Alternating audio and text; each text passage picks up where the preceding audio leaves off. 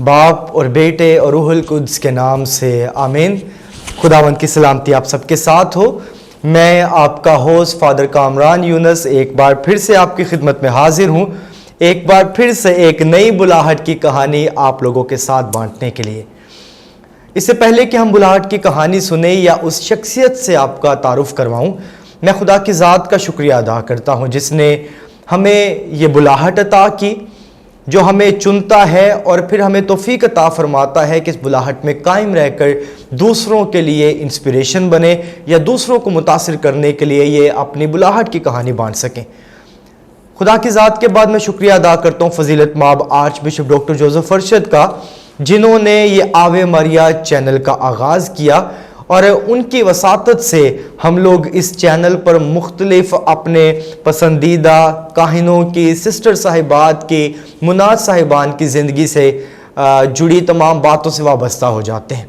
तो बिशप जी का शुक्रिया अदा करता हूं और मैं अपनी सारी टीम का भी शुक्रिया अदा करता हूं जो वक्त निकाल के इस चैनल में काम करते हैं और हमारे इस प्रोग्राम को नशर करते हैं ताकि आप जो सुनने और देखने वाले हैं इससे इस्तिफादा हासिल कर सकें। तो आज जो बुलाहट की कहानी बांटी जाने लगी है, आप लोग के साथ शेयर की जाने लगी है, वो हमारी डायसिस में काम कर रही हैं, लेकिन उनका ताल्लुक एक और डायसिस से और काफ़ी दूर से वो हमारी डायसिस में काम करने के लिए आई हैं। इससे पहले कि मैं उनके बारे में आपको बताऊं या उनसे मिलवाऊं, हम उनकी ज़िंदगी के बारे में खूबसूरत झलकियां देखते हैं, कैसे उन्होंने बुलाहट चुनी और कैसे इस बुलाहट में कायम रह के कहाँ कहाँ काम किया। तो आइए ये सिस्टर जी के हवाले से कुछ तस्वीर और कुछ वीडियोस देखते हैं।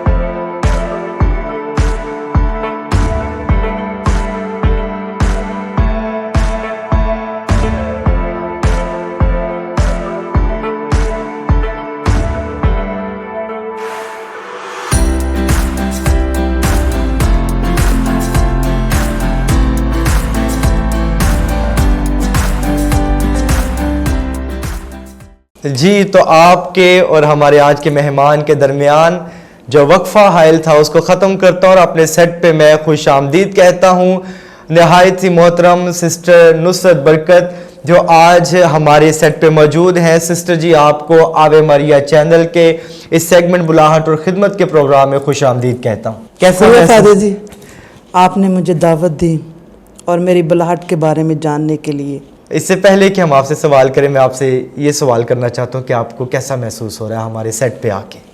मुझे बड़ी खुशी महसूस हो रही है कि खुदा ने जो मुझे मौका फराहम किया कि मैं अपनी बुलाहट के बारे में शेयर कर सकूं या बता सकूं अपनी ज़िंदगी के बारे में, अपनी लाइफ के बारे में कि मैंने कहाँ कहाँ पे काम किया।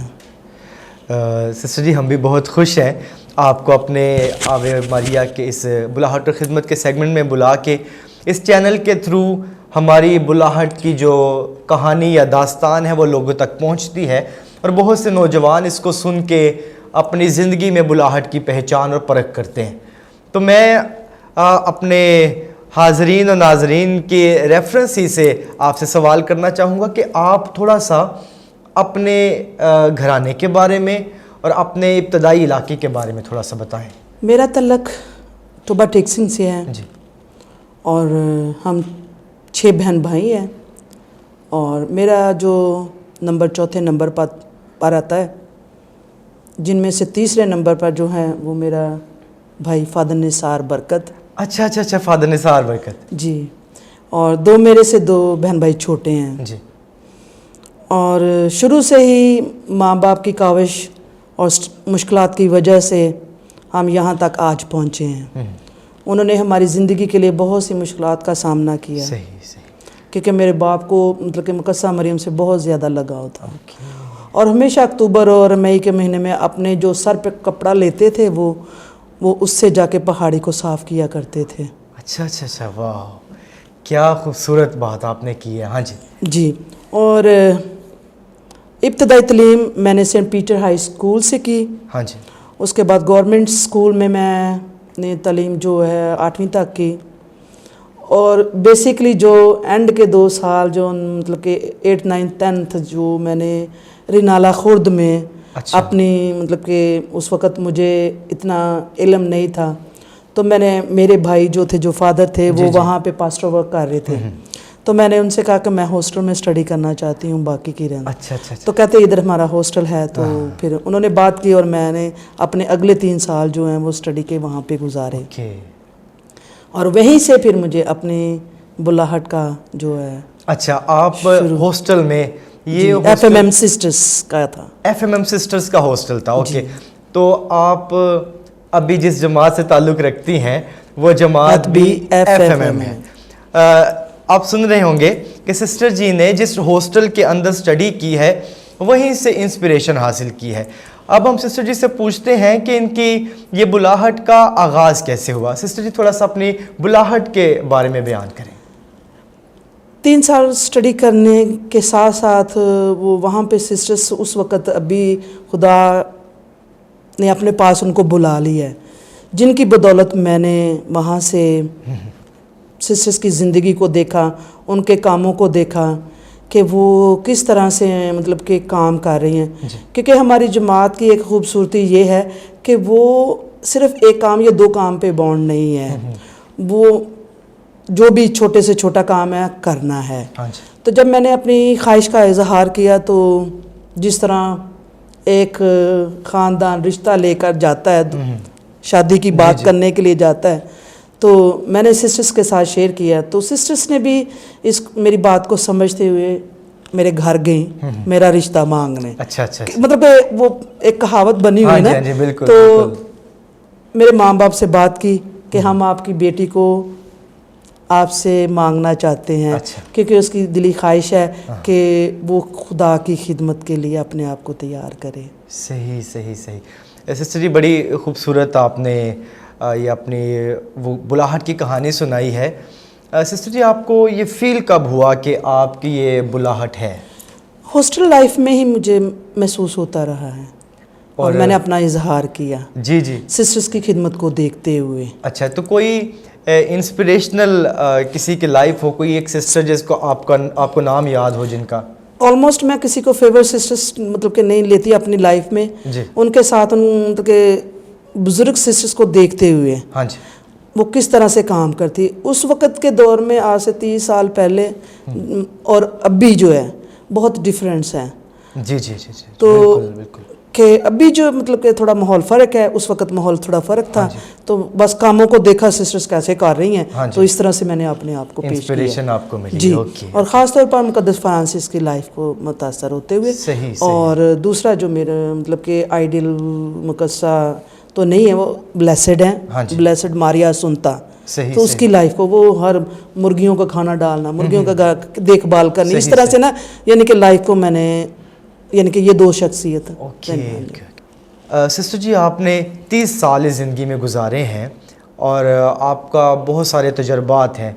मैं आपसे ये सवाल करना चाहता हूँ कि ये 30 सालों में आपने कहाँ कहाँ पे और क्या क्या काम किए हैं? मैंने 30 सालों में कराची, हाँ जी। पिंडी, फिर वेस्टरिज, फैसलाबाद, लाहौर और ख़ूबसूरत 5 साल जो हैं इटली में एज अ मिशनरी मैंने गुजारे हैं। अच्छा अच्छा अच्छा अच्छा अच्छा, okay। और मैं गई तो मतलब कि हमेशा के लिए थी, हाँ जी। लेकिन मैं अपनी मर्ज़ी से 5 साल गुजार के वहाँ से कंप्लीट करके तो वापस अपने मुल्क आ गई। वाह जी। वहाँ पे मैंने हॉस्पिटैलिटी, क्योंकि डिफरेंट ग्रुप्स हमारे FMM सिस्टर्स के आते थे, तो जो हमारी बुज़ुर्ग सिस्टर्स वहाँ पे काम करती थी ना, उनको देख के मेरा मतलब कि दिल खुश होता था। भी ना मतलब कि शुरू में थोड़ा सा मुझे मुश्किल लगा। हाँ जी। कभी कभी अकेले कोई काम करती थी ना तो मेरी आंखों में आंसू आते थे। मैं कंपेयर करती थी पाकिस्तानी लाइफ और यूरोप लाइफ। जी जी जी जी। तो रियली मैंने वहाँ पे बहुत सारी चीज़ों को अपनी ज़िंदगी में अपनाया है। सही सही। बहुत बहुत बड़ी बात है कि आपने ख़ुद इंतखाब किया कि मैंने अपने लोगों में ही जाके खिदमत करनी है।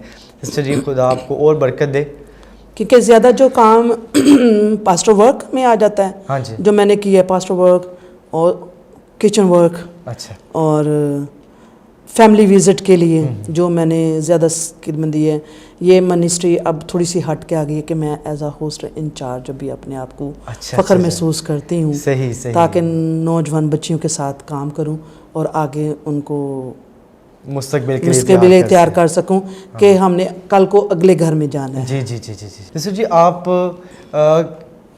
अपनी जमात के हवाले से थोड़ा सा बताएं।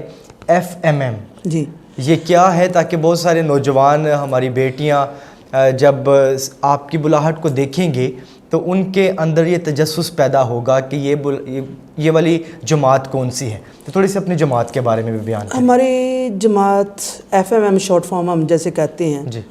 तो फ्रांसिस्कन मिशनरीज ऑफ मेरी, फ्रांसिस्कन मिशनरीज ऑफ मेरी, क्योंकि हम ऑल ओवर द वर्ल्ड काम कर रहे हैं और पूरी दुनिया में। सही। हमारे काम जो हैं वो हम स्कूल्स में काम कर रही हैं, हॉस्पिटल्स में काम कर रही हैं, पास्टर वर्क कर रही हैं, वुमेंस के साथ, यंग जनरेशन के साथ जी। और मतलब कि जो अदारे हैं जैसे हॉस्टल हो गए हैं, अभी मतलब कि हॉस्टल्स काफ़ी बंद हो गए हैं। अभी मौजूदा जो हॉस्टल हैं पाकिस्तान में हमारे पास, हमारी सिस्टर्स जो मतलब कि रन कर रही हैं वो भाई फेरू और रावलपिंडी है। रावलपिंडी में जी। और इसके अलावा पास्टर वर्क का सिस्टर्स मतलब कि बहुत ज़्यादा काम पास्टर वर्क के लिए भी करती हैं। तो पहले मतलब कि कोयटा भी पास्टर वर्क के हवाले से था, तो मैंने उधर भी 2 साल मतलब के काम किया। अच्छा। रहीम यार खां में काफ़ी काम किया, मतलब तो हम एक काम पे बॉन्ड नहीं है, मतलब कोशिश ये होती है कि हम हर काम को तरजीह दें। सही। और हमारी मदर फाउंडर्स का भी यही मतलब एम था, काम बस काम और फॉर द पीपल, मतलब कि लोगों के लिए, for the betterment of the people. Okay. Sister ji, आपको इस खिदमत में, इस बुलाहट में कितने साल हो चुके हैं? मैंने अपना आगाज़ 1990 में किया, मतलब कि एज अ कैंडिडेट। सही। फिर 6 मंथ मतलब प्री नोविशिएट किया, फिर 2 साल की नोविशिएट।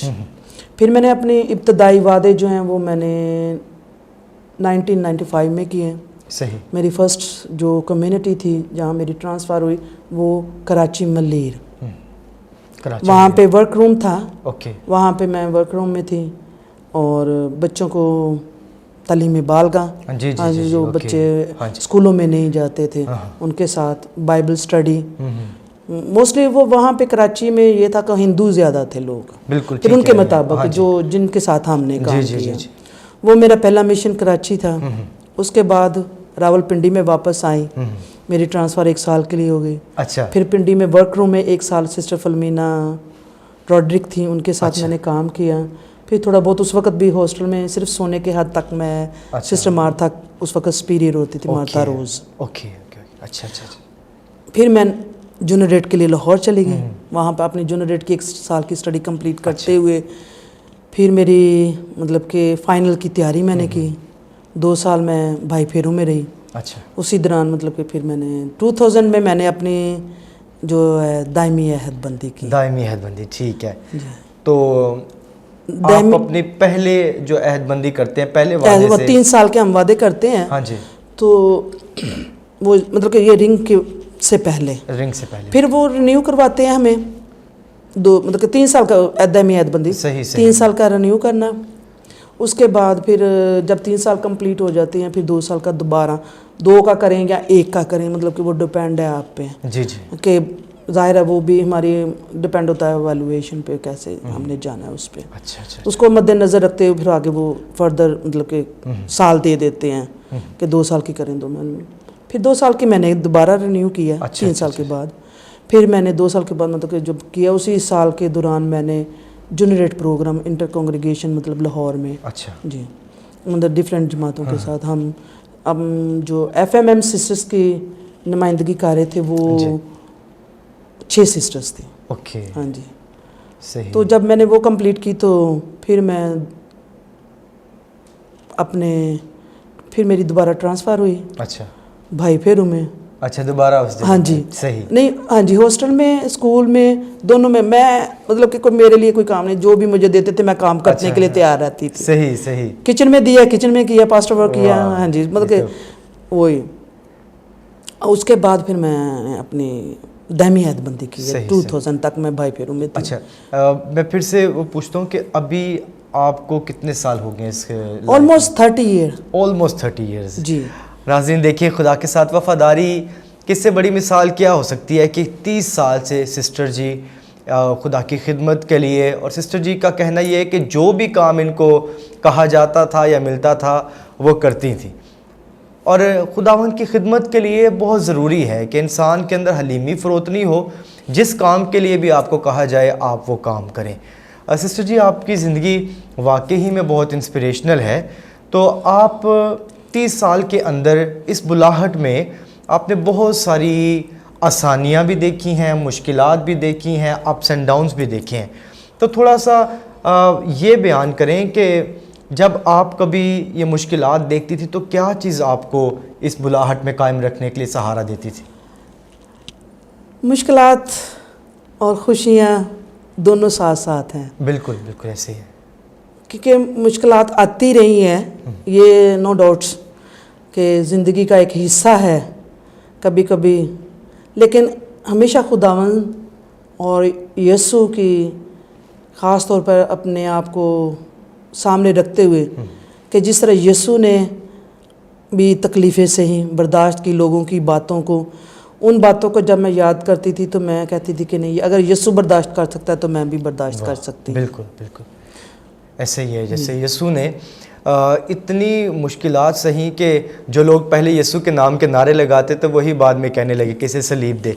तो हम जब ये बुलाहट की दास्तान सुन रहे हैं तो ये याद रखें कि खुदा के राह पे चलना ये कोई बहुत आसान नहीं है, ये कोई वो फूलों का बिस्तर नहीं है या फूलों की सेज नहीं है, ये कांटों पे चल के हमें खुदा तक पहुंचना पड़ता है। लेकिन इस सब में खुदा रहनुमाई करता है। जैसे सिस्टर जी ने बताया कि यीशु की ज़िंदगी को देखते हुए वो भी अपनी ज़िंदगी में ये तक़वियत पाती रही और आज तक कायम है। सिस्टर जी, आप बुलाहट और ख़िदमत के इस प्रोग्राम के हवाले से हमारे नौजवानों को कुछ पैगाम अगर देना चाहें तो? मेरा पैगाम यही है, हम सबसे पहले तो खुदा का शुक्र अदा करते हैं जब मैंने इस डायसिस में आके कदम रखा, और मैंने जब बिशप साहब को देखा, बिशप डॉक्टर जोसेफ अरशद को, कि उन्होंने जहाँ भी काम किया नौजवानों के लिए बढ़ चढ़कर हर काम को जो है कोशिश की और कोशिश कर रहे हैं। हम इनका मैं शुक्रगुज़ार हूँ कि नौजवानों के लिए कि जिन्होंने मतलब कि ना सिर्फ पढ़ाई के अलावा वो स्पोर्ट्स में, म्यूज़िक में और इंग्लिश लैंग्वेज कोर्सेज़ मतलब कि नौजवानों को दे रहे हैं। तो मेरा भी यही मतलब कि उनकी बातों को मद्देनज़र रखते हुए कि यही पैगाम है कि हम जितना भी हो सके हम अपनी ज़िंदगी को आगे बढ़ाएं और फ़ायदा उठाएं। जो हम जिस शोबे में भी जाएंगे वो हमारा मसीहत का बहुत बड़ा नमूना होगा। बेशक, बिल्कुल सिस्टर जी, आप ठीक कह रही हैं। हमारे छुपाने आला आज बिशप डॉक्टर जोसेफ अरशद नौजवानों के लिए बहुत ज़्यादा फ़िक्रमंदी के साथ काम करते हैं और उनके प्रमोशन, उनके फ़रोग के लिए कोई ना कोई प्रोग्राम करते रहते हैं। तो नौजवान आप लोग भी जिस प्रोग्राम को देख रहे हैं, तो याद रखिए आपको सामने आना है, अपने आप को खिदमत के लिए पेश करना है, और ख़िदमत किसी किस्म की भी हो, लेकिन उस खिदमत में आपकी रज़ामंदी और खुदा की पाक मर्ज़ी के मुताबिक अपने आप को सामने लाएं। सिस्टर जी, मैं आपसे आखिरी सवाल ये करना चाहता हूँ कि हमारी डायसिस के अंदर ये साल मोमिनीन का साल या ईयर ऑफ लेटी के साथ मंसूब किया गया है, तो आप मोमिनीन को क्या पैगाम देना चाहती हैं बीइंग अ सिस्टर? मैं छोटा सा मतलब कि यही पैगाम देना चाहती हूँ, जिस तरह से मैं हॉस्टल लाइफ की ज़िंदगी गुजार रही हूँ, बच्चों के साथ 24 आवर्स की ड्यूटी है, तो बच्चों को बेसिक यही बताती हूँ कि आपकी ज़िंदगी का मकसद जो है यहाँ पे आने का पढ़ाई का है। सही। तो बीइंग हॉस्टल इंचार्ज बच्चों के साथ, अभी यूथ के साथ मेरा ये मतलब कि ताल्लुक़ है। बच्चे मतलब क्लास प्लेप से लेकर CSS तक हैं, सही, सही। जिनको मैं डील कर रही हूँ, तो हमेशा उनको यही कहना, या इसके अलावा मतलब अपनी मोमिनीन के साथ भी मेरा यही सवाल है कि अपने बच्चों को अच्छी राह पर लेकर जाएं। अच्छी राह पर लेकर, बिल्कुल सिस्टर जी बिल्कुल बजा फरमा रही हैं। जैसे कि आप जानते हैं कि ये आज का जो दौर है, जो जिसमें हर एक चीज़ फास्ट है, ये मीडिया का दौर है, हर एक नौजवान जो है वो मीडिया के साथ लिंक्ड है, लेकिन वालिदैन, क्योंकि मोमिनीन जो है वो एक घराने की सूरत में चर्च का हिस्सा बनते हैं, तो आप लोग याद रखिए कि आपने चर्च के मेंबर होते हुए अपने बच्चों को गाइड करना है, अपने ज़िंदगियों को बेहतर बनाना है, ताकि आप खुदा की कुर्बत को महसूस करते हुए खुदावन के घर की खिदमत करने के लिए काहिनों के साथ, अपने बिशप के साथ, सिस्टर साहिबात के साथ मिल के इस खिदमत का हिस्सा बन सकें। सिस्टर जी, आपका बहुत बहुत शुक्रिया, आपने अपने कीमती वक्त में से हमारे लिए ये वक्त निकाला है। यकीनन आपकी बुलाहट की कहानी बहुतों के लिए ये इंस्पिरेशन बनेगी, उनके लिए मशले राह बनेगी, और बहुत सारे नौजवान बेटियां जो हैं वो आपको देख के इस बुलाहट की तरफ आएंगी। मैं आपका एक बार फिर से शुक्रिया अदा करता हूँ। शुक्रिया अदा करता हूँ आप सबका। हमारे इस चैनल आवे मारिया चैनल को सब्सक्राइब कीजिए और इसे लाइक कीजिए, कमेंट कीजिए और शेयर करना ना भूलिए। मैं आखिर में एक बार फिर से शुक्रिया अदा करता हूँ arch bishop doctor Joseph Arshad का, जिन्होंने हमें ये प्लेटफॉर्म अता किया है। तमाम आवे मारिया चैनल की टीम का शुक्रिया अदा करता हूँ, और मेरी तरफ से बहुत सी दुआएं, बहुत सी बरक़ात आप लोगों के लिए। आप हमारे इस चैनल को, हमारे इस प्रोग्राम को में कमेंट कीजिए, ताकि हम उसको पढ़ के इसे मज़ीद बेहतर बना सकें। खुदावंद आप सबको बरकत अता फ़रमाए।